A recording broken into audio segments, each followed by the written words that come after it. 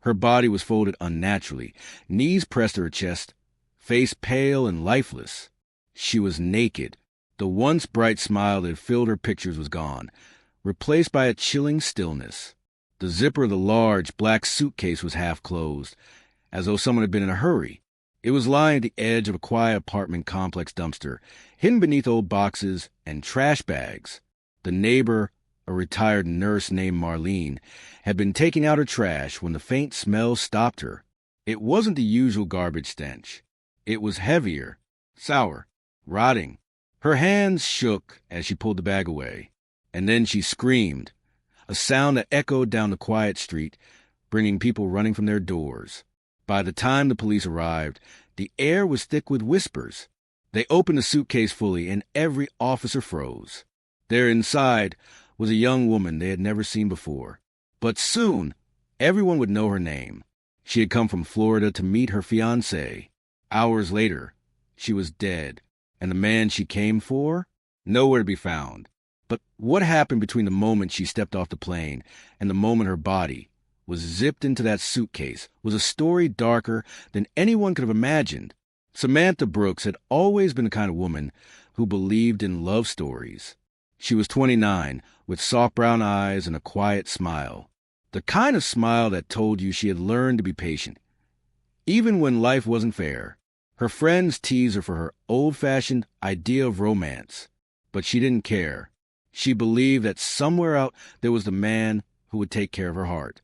When she met Richard Hale online, she thought she'd finally found him. He was 52, divorced, and lived in Georgia.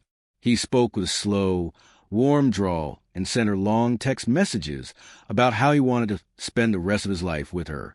He sent her gifts, a gold bracelet, a bouquet of lilies on her birthday. When he asked her to marry him after only 6 months of talking, she said yes. Her mother, Diane, wasn't convinced. "Sammy, you barely know him," she had said over the phone. "People can pretend to be anyone online." Samantha laughed it off. "Mom, I video chatted with him. We've talked every day for months. He's real." But the truth was, Samantha didn't tell her mother everything. She didn't mention the moments when Richard's tone changed, how he sometimes snapped at her for not replying fast enough, or how he'd once said, "I don't like women who flirt with waiters." She convinced herself it was just jealousy, a sign he cared. By mid-March, Richard insisted she come to Georgia to finally start their life together. She quit her job as a dental assistant, sold her old Honda, and booked a one-way ticket. She told her friend she was ready for her happy ending. The day she left, she packed only 2 suitcases, one with clothes, the other with her most precious belongings: photos, a childhood blanket, the bracelet Richard gave her. The flight was short. The excitement was longer. She texted him as soon as the plane landed. "Here. I can't wait to see you." Richard's reply came instantly. "I'm waiting outside."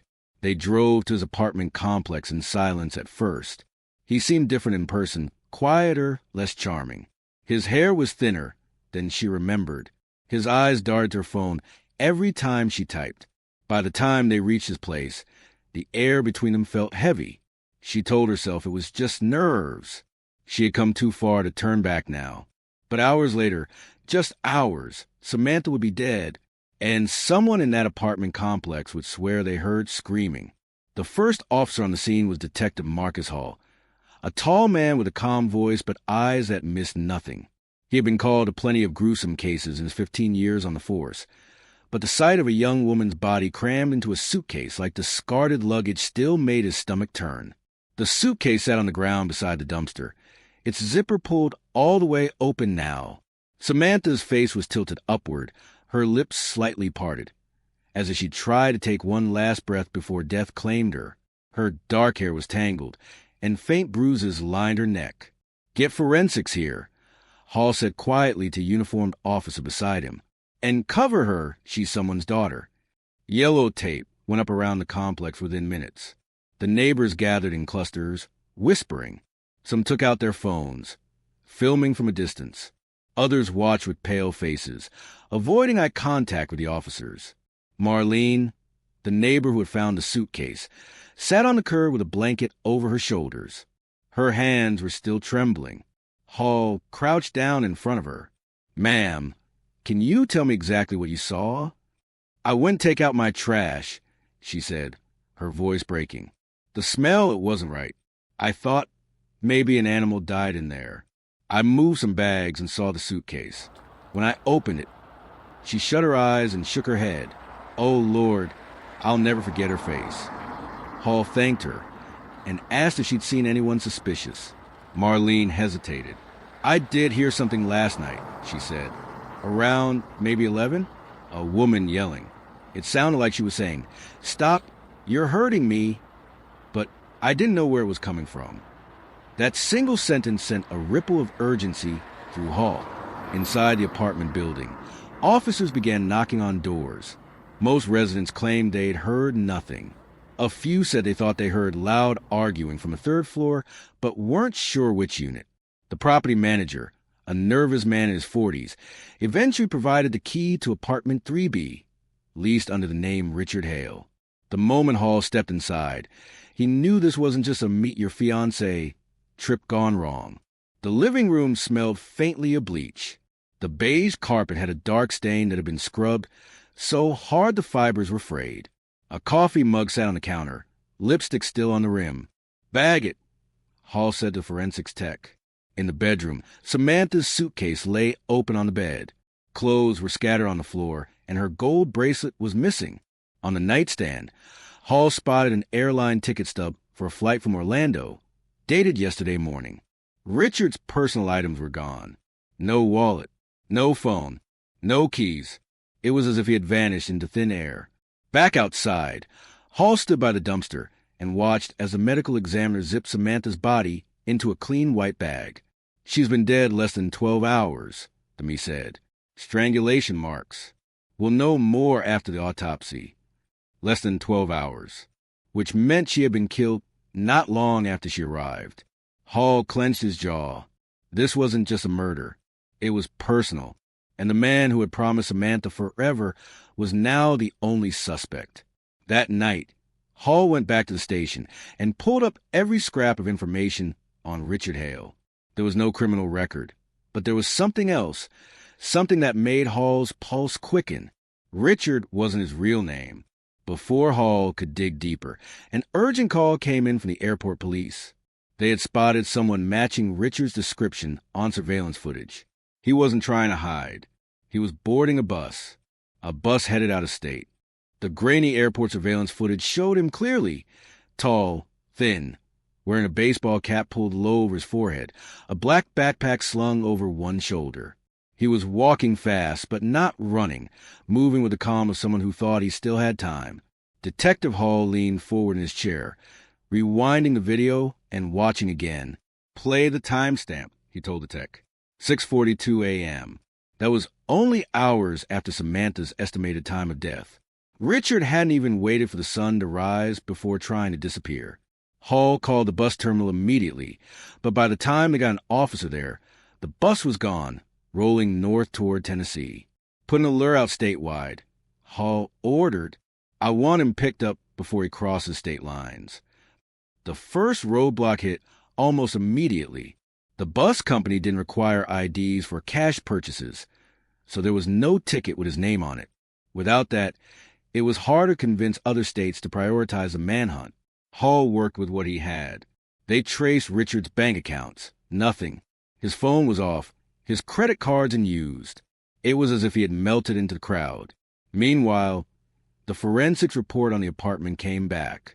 The stain on the carpet was Samantha's blood. The bleach had made it harder to detect, but it was there, under the couch. Crime scene techs found a piece of torn fabric, part of the blouse Samantha had worn in one of the photos she'd posted before her trip. The autopsy report landed next. Samantha had been strangled manually, not with a rope or cord. There were defensive wounds on her hands, scratches, bruises from fighting back. She had fought him with everything she had, but he was stronger. The hardest part for Hall was calling Samantha's mother, Diane. She had been in Florida, waiting for her daughter to call after settling in. Instead, she got the call no parent ever wants. She was so happy to go. Diane whispered through tears. She thought this was her new beginning. Hall promised her he would not stop until Richard was in cuffs. It was the kind of promise that could eat a man alive if he failed. 3 days later, a tip came in from a gas station clerk in Chattanooga. She'd seen the news and swore she recognized the man in the photos. "He came in here 2 nights ago," she told Hall over the phone. "Bought cigarettes and a prepaid phone. Asked if we had any motels nearby that didn't take credit cards." That was the break Hall needed. They pulled security footage from the gas station. It was him, same build, same baseball cap. But just as they felt close, they hit another wall. The motel owners in the area either claimed not to have seen him or simply didn't keep records for cash guests. And in Chattanooga, there were dozens of places a man could vanish. The press was now on the case, too, running headlines about a runaway fiancé killer. Hall hated it, not because it wasn't true, but because Richard was the kind of man who might see those headlines and decide to run even deeper underground. Hall didn't sleep much that night. His desk was covered in photos. Samantha's smiling face, the suitcase crime scene, the bus terminal screenshot, the gas station stills. And then, at 3 a.m., his phone rang. It was an officer from a small town 2 hours away. They had found a black backpack dumped behind a diner. Inside, men's clothes, a prepaid phone, and Samantha's gold bracelet. Richard was shedding his skin. And if Hall didn't catch him soon, there might be nothing left to follow. The gold bracelet lay in an evidence bag on Detective Hall's desk. It caught the light whenever he moved, a reminder of the promise he'd made to Diane. The prepaid phone from the backpack was almost useless. No saved contacts, no text history. But the tech team pulled the last 5 calls from the log.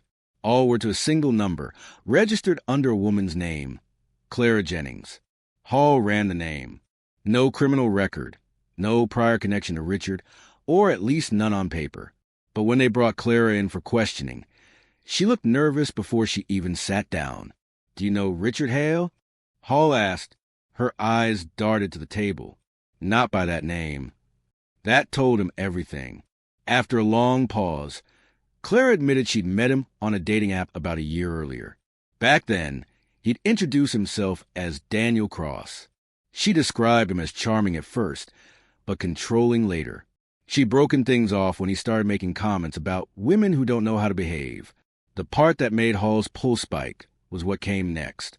"He called me out of the blue a few days ago," Clara said. Said he needed a place to stay for a night or 2. I told him no.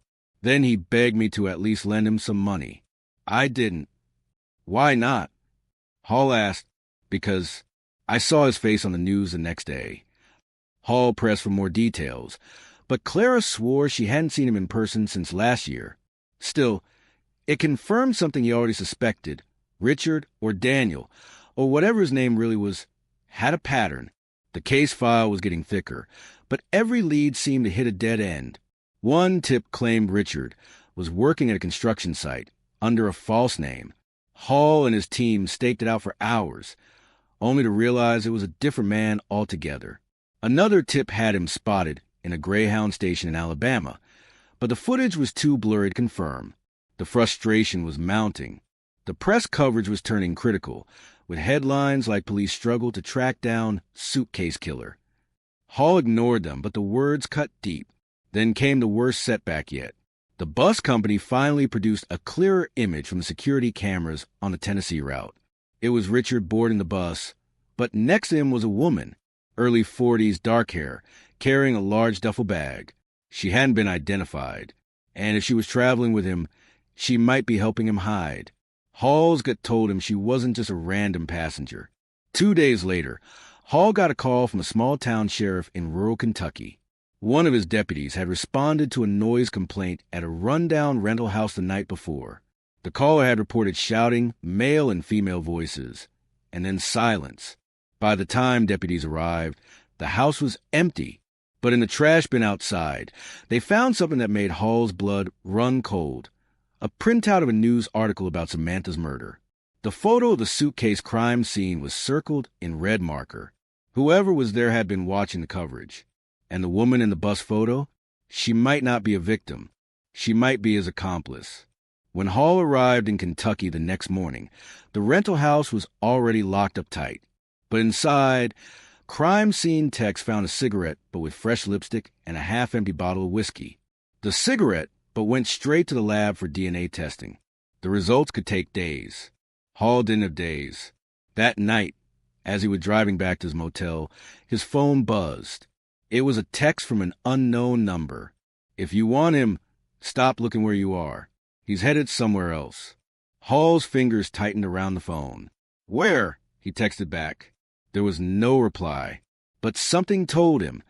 The person on the other end knew exactly where Richard was going next. Detective Hall barely slept that night. The anonymous text sat in his phone like a lit fuse. He couldn't trace it immediately. It came from another prepaid number. But the timing, right after Kentucky lead, was too deliberate to ignore. At 6 a.m., he called the lab to push the cigarette but DNA to the top of the queue. They promised results by the afternoon. In the meantime, Hall pored over Richard Hale's file again. That's when he saw it. Something he had overlooked before. When Richard applied for the lease in Georgia, he'd provided a copy of his driver's license. The license number was real, but when they ran it through a deeper database, it came back tied to a man named Gregory Dalton, a man who had been declared dead 15 years ago in Ohio. Son of a, Hall muttered. Richard had stolen a dead man's identity. That opened a new path. If Richard wasn't his real name, and Gregory Dalton wasn't either, then his true past might be buried under years of false identities. They brought in a specialist from the state police, someone who'd worked fraud and identity theft cases for decades. By noon, they had a hit. Richard's real name was Harold Vance. Born in 1968 in Texas. Arrested twice in the 1990s, once for assaulting a girlfriend, once for check fraud. No convictions. In 2005, he simply disappeared. The text cross-referenced Harold Vance's old known associates and found a woman named Marjorie Kane. Her arrest record showed petty theft, fraud, and a few mugshots over the years. In one of those photos, she was wearing dark lipstick, the kind that matched the cigarette butt. When the lab results came in, it was official. The DNA from the cigarette belonged to Marjorie Kane. And Hall's stomach sank when he looked at the bus terminal footage again. The woman traveling with Richard was Marjorie. That meant this wasn't just a man on the run. He had a partner who had been with him for years, maybe decades. She could help him disappear into places where police would never think to look. A new tip came in from a pawn shop in Nashville. A man and woman matching Richard and Marjorie's description had come in trying to sell jewelry, including a gold chain engraved with SB. Samantha Brooks. They were in Nashville less than 24 hours earlier. Hall and his team hit the road, working with local police to canvass bus stations, motels, and rental properties. Nothing. They were always one step behind, chasing a trail that was cooling by the hour. But then, as Hall was reviewing pawn shop surveillance footage, he noticed something most people would have missed. A folded slip of paper sticking out of Richard's pocket. The visible corner had writing on it. An address, and a city, Birmingham, Alabama. Hall's heart pounded as he called it in. Local police could get there faster, but part of him wanted to be the one to put cuffs on Richard. He'd seen too many cases where someone else got the collar after months of work. But when officers in Birmingham arrived at the address, the house was empty again. Only this time, they'd left something behind. On the kitchen counter was a photograph, a recent one. Richard and Marjorie, standing in front of a small white church, smiling like they were on vacation. On the back, in neat handwriting, it read, "See you soon." It wasn't just a taunt. It was a promise. Hall realized with a chill they knew he was chasing them. And now, they were chasing him back. The photo sat on Hall's desk like a threat. Richard and Marjorie were no longer just running. They were watching. The handwriting on the back was deliberate. The words chosen to rattle him. And it worked. That night, Hall went to the parking garage after a long day at the station and froze halfway to his car. Someone had been there. On his windshield, under the wiper blade, was a folded note. Inside, in the same neat handwriting as the photo, were 3 words. "Too slow, Marcus." He scanned the garage, but it was empty except for his car and two others. No cameras in this section. They'd been close enough to leave this for him without being seen. The next morning, Diane Brooks called him in tears. "Someone's been outside my house," she whispered. "I saw a man across the street last night, just standing there. And this morning, there was a box on my porch. Inside the box was Samantha's childhood blanket, the one she brought with her on the trip to Georgia. It was folded neatly, but it smelled faintly of cigarette smoke." Hall's hands curled into fists. This was no longer just about catching a fugitive. Richard was playing a psychological game, dragging the victim's family into his twisted performance. Every lead seemed to go nowhere. A tip in Memphis turned out to be a drunk man who thought Richard looked like his neighbor. A sighting in Mississippi was 2 days old by the time it reached Hall. The task force was stretched thin, morale dropping. The media started asking if Richard would ever be caught. The nickname Suitcase Killer had turned into the Ghost. Hall's captain called him in for a closed-door meeting. "Marcus, we spent weeks and thousands of dollars on this. If there's nothing solid in the next few days, we're pulling most of the manpower and letting the feds take it." Hall walked out of that meeting feeling like the walls were closing in. This was his lowest point. Too many dead ends, too many close calls. That night, he sat in his apartment, staring at the caseboard. Samantha's smiling face stared back at him from the center. The gold bracelet, the bus footage, the pawn shop still, the church photo. He thought about the blanket on Diane's porch. And then something clicked. It wasn't just a taunt. It was a breadcrumb. The blanket had been folded the way Samantha's mother folded laundry. Diane had mentioned it once in an interview, which meant Richard and Marjorie must have been watching her closely enough to know. If they were in town to do that, then maybe, just maybe, they had stayed somewhere nearby. Hall pulled up every motel, rental house, and short-term stay within 10 miles of Diane's home. One name jumped out: Sunny Rest Inn, a rundown place with no cameras and cash-only policies. The desk clerk was reluctant, but after some persuasion, admitted a man and woman matching the description had stayed there 3 nights ago. They checked out before dawn, leaving behind nothing but an empty cigarette pack and a half-finished bottle of whiskey. But the clerk remembered something else. They asked how long it'd take to get to the Gulf Coast from here, he said. Hall's pulse kicked into overdrive. They were moving south, and if they were heading for the coast, they might be planning to leave the country entirely. The Gulf Coast lead lit a fire under Hall. If Richard and Marjorie made out of the country, this case could drag on for years, if it was ever solved at all. Hall knew fugitives who had vanished into small coastal towns in Mexico or the Caribbean, living quietly under fake names, never to be found. He called in favors from every contact he had. Within hours, highway patrol across Alabama, Mississippi, and Louisiana had Richard's face and Marjorie's on their briefings. The Coast Guard was alerted, too, told to watch for 2 individuals traveling light and paying in cash. The break came from an unexpected place. A fisherman in Gulf Shores, Alabama, called in after recognizing the pair from the news. They'd been asking about cheap boats, no paperwork. He'd pointed them toward an old marina on the edge of town. Hall grabbed his keys and was on the road before the dispatcher finished call. His unmarked car ate up the miles, his mind racing with every possible way they could slip away. Small sailboats, fishing vessels, even smuggling routes. When he arrived at the marina just before sundown, the place was quiet except for the creak of boats in the water. He split his team into pairs, moving to the rows of dock vessels. Then, halfway down the 3rd row, he saw movement. 2 figures climbing onto a weather-blue motorboat. Even from that distance, there was no mistaking them.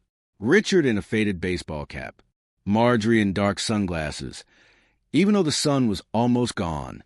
"Police, don't move." Hall's voice cut through the marina air. Richard froze for half a second, then shoved Marjorie toward the cabin and bolted down the dock. Hall gave chase, his footsteps pounding against the weathered boards. Richard was fast for his age, but desperation made him clumsy. He glanced back, misjudged a turn at the pier's edge, and slammed into a stack of fishing crates. Hall was on him in seconds, wrestling him to the ground. "You're under arrest for the murder of Samantha Brooks." Hall barked, cuffing him as Richard spat curses. From the boat, Marjorie's voice rang out, sharp, panicked. "He'll never tell you what happened." She tried to start the motor, but officers swarmed in from the other side, pulling her out before she could get away. As they were led away, Richard smirked at Hall, even with blood on his lip from the fall. "She came to me," he said coldly, "and she knew what she was getting into." Hall didn't respond. He didn't need to. In his mind, the case wasn't over until Samantha's mother had the truth, and a jury had the verdict. Back at the station, the interrogation began. Marjorie cracked first, admitting she'd helped Richard move Samantha's body to the dumpster after he strangled her. She claimed she wasn't in the room when it happened, but her DNA on the suitcase told a different story. Richard, on the other hand, stayed silent except for one chilling line. "You think this ends with me in prison?" Hall knew better than to take it lightly. Men like Richard always believed they were one step ahead. Even in handcuffs, the trial would be a fight. But for the first time in weeks, Hall felt something he hadn't in a long time: hope. The trial began 8 months later, in a packed Georgia courtroom. News crews lined the steps outside, broadcasting every development to a public still gripped by the story of the suitcase killer. Inside, Samantha's mother, Diane, sat in the front row every single day, clutching that small gold bracelet her daughter once wore. Hall sat 2 rows behind her, his notebook in his lap, his eyes never leaving the defense table where Richard Hale, Harold Vance, sat in a suit that didn't quite fit, looking smug. Marjorie Kane sat beside her own lawyer, her face carefully blank. The prosecution laid out the case piece by piece. Samantha's trip to Georgia to meet her fiancé, surveillance footage of Richard at the bus terminal after her death, forensic evidence linking her blood to the carpet in his apartment, Marjorie's DNA on the suitcase, testimony from the gas station clerk, the pawn shop owner, and the fisherman. When Marjorie took the stand, she tried to paint herself as a frightened bystander, claiming Richard had manipulated her into helping him dispose of the problem. But under cross-examination, she slipped, admitting she'd been the one to bring the suitcase from the closet and zip it up. Richard refused to testify, but the jury didn't need his voice to hear the truth. The verdict came after only 4 hours of deliberation. Guilty. Richard was sentenced to life without parole for first-degree murder. Marjorie received 30 years for her role in the crime. Neither looked at Diane as they were led away in shackles. Outside the courthouse, Diane hugged Hall tightly. "You kept your promise," she whispered, her voice breaking. Hall didn't say anything at first. He just nodded, because he knew catching them wasn't the end. Not really. Diane would still go home to an empty chair at the dinner table. Samantha's laughter would never fill a room again. Justice was not the same as healing, but it was something. Months later, Hall stood in his office staring at the case board. Most of it had been cleared away, but one thing remained: a photo of Samantha smiling, taken from her social media profile. He'd kept it there as a reminder, not just of the case, but of why he did the job. Some killers run, some hide, some even try to turn the chase into a game. But no matter how far they go, there's always someone like Hall waiting to follow the trail. And this time, at least, the trail had led to justice.